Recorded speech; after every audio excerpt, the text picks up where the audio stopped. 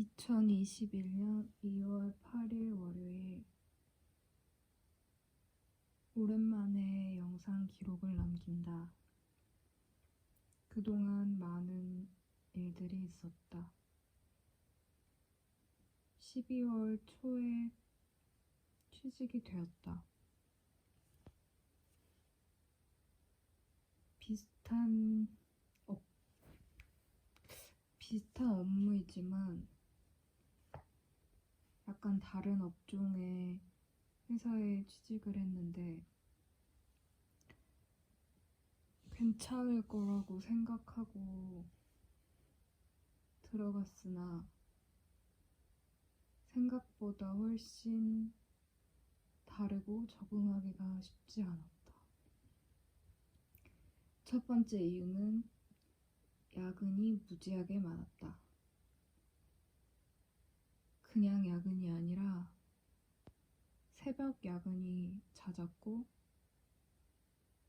업무 시간 중에는 눈코 뜰 새 없이 갑자기 쳐내야 되는 일들이 되게 많았다. 그래서 입사한 지 2주 만에 퇴사를 고려했고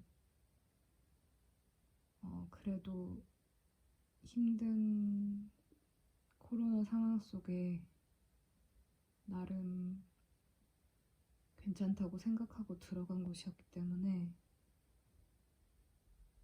좀만 더 적응을 해보자 라고 생각을 하고 한 달 그리고 2달째 버티게 되었다. 3달까지가 통상적으로 생각하는 수습의 기간이기 때문에 일단 3달 동안 지켜보자는 마음이 컸다. 지금도 그 마음은 변하지 않았고 이제 3월 초면 3개월째 되는데 그때까지는 마음을 잘 정해야 하지 않나 싶다. 그리고 오늘 밤은 이제 월요일이 다음 날이라서 싱숭생숭한 것도 있지만 계속 후회가 내 발목을 잡고 너무 공허한 마음이 이루 말할 수 없이 걷잡을 수 없이 몰려와서 방도를 찾지 못하겠는 상태에 이르러서 이 기록을 또 남겨보게 되었다.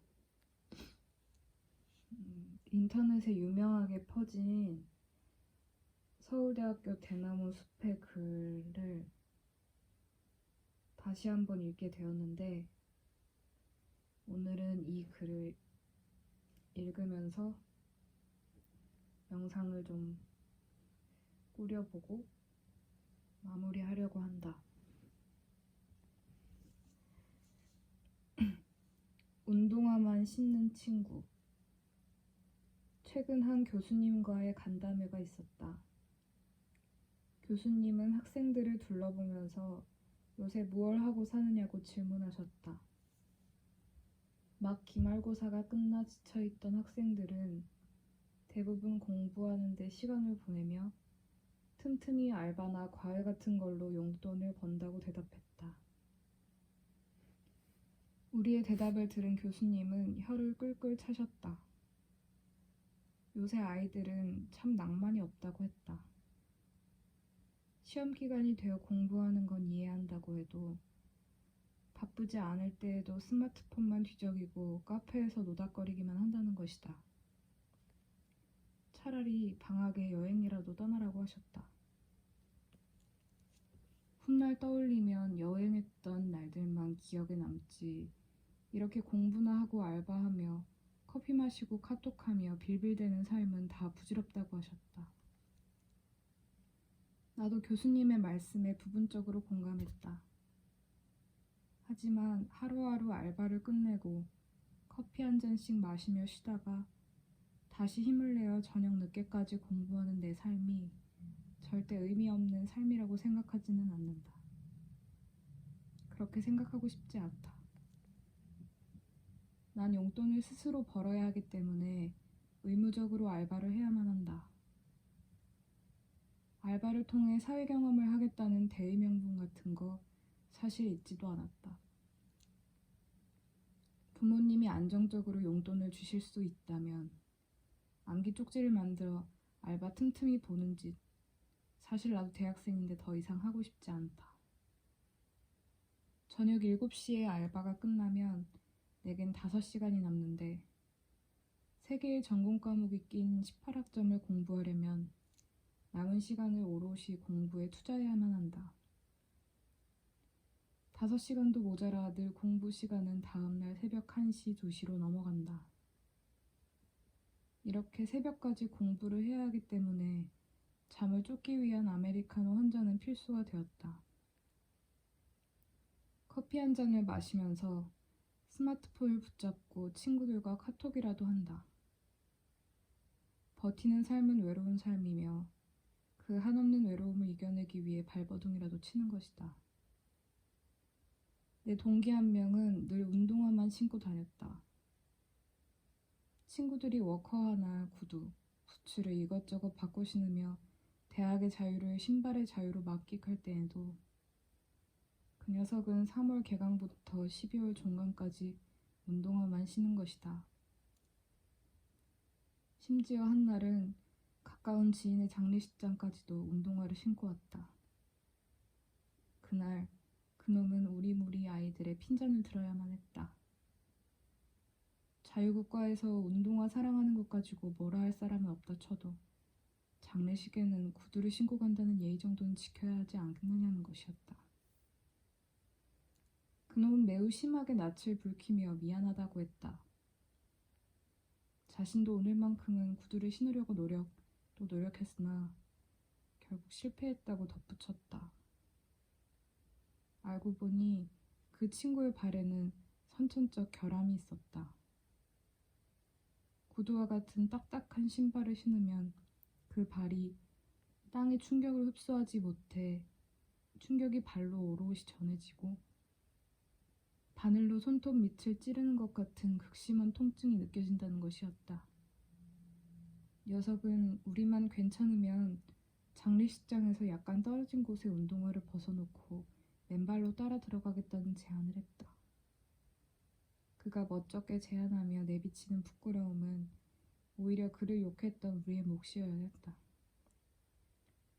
내 하루의 삶이 비록 알바, 공부, 커피, 카톡으로 이루어진 것일지라도 20대임에도 훌훌 여행 하나 떠나지 못하는 척박한 것일지라도 그것이 교수님이 말한 것처럼 의미 없거나 부질없는 삶은 아니라고 믿는다. 수능을 포기하고 세계 일주를 하는 모험가 친구의 이색적인 삶만큼이나 나도 가능한 선택지들 가운데서 신중하게 선택과 포기를 하고 고통을 느끼며 인내를 하고 있다. 우리는 그놈이 도대체 왜 구두 한 번 안 신는 것인지 질책하기 전에 왜 운동화밖에 신을 수 없는 것인지를 이해하여야 했다. 내가 타인의 삶에서 도무지 이해할 수 없는 것들은 그 자신도 스스로의 삶에서 도무지 어찌할 수 없는 일일 경우가 많다. 타인의 삶을 함부로 판단할 권리, 나에게도 당신에게도 없다. 이거를 다시 읽으면서 나 자신도 되게 내 못났던 자신의 모습도 돌아보게 됐고 또 내가 그렇게 때론 판단당했던 그런 순간도 떠올랐고 남의 아픔이 상대적으로 판단될 수 없는 부분임에도 불구하고 참 나도 많이 그러고 있고 누군가에게 이렇게 또 재단당하는 느낌을 받는다는 걸 생각하면서 되게 마음도 복잡하고 그랬다.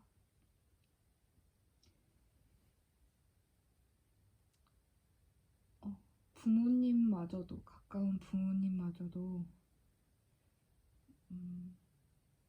때로는 알 수 없고 이해할 수 없는 그 서로의 타인에 대한 상태, 타인에 대한 그 여러 모습들, 그 삶의 모양새.